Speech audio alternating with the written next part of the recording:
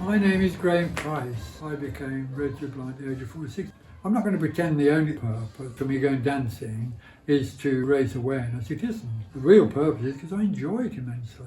I can't overstate it. Believe me, the pleasure I get from dancing. If I'm going to peg it anywhere, I want it to be on a dance floor.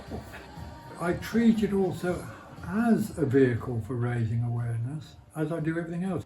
At the age of 36, I was bumping into every tree that wasn't there the day before. Clearly, I hadn't seen them. But of course, it was my retinitis pigmentosa, which is the name of the inherited eye condition I have.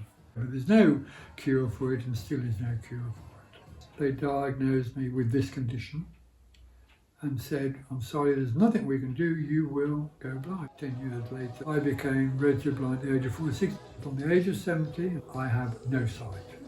One of the things about being totally without sight is that you can become isolated by it. The minute I walk out to the perimeters, my front garden space, I get lost. And I have to be rescued, often 2 or 3 times. And whoever rescues me says, well, aren't you brave coming out when you can't see? And I do say to them, well, I've got 2 options. I could stay at home and become a recluse, or I could come out and treat it as an adventure.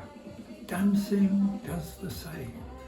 When I went to Sirok, I was made so welcome that that's where I decided to stay. But what is interesting, occasionally people have asked me, well, how do you dance? You can't see. To which I say, well, you're not looking at your feet, are you? How do you dance? It's this sort of stereotyping. It's putting you in a box. It's pigeonholing you, determining for themselves what you can or can't do. And that's another great value, actually. When people like me getting out there and showing people that there's nothing you can't do if you want to do it. All of us have constraints. Every one of us needs some level of support. If we have life, we have to make the best use of it.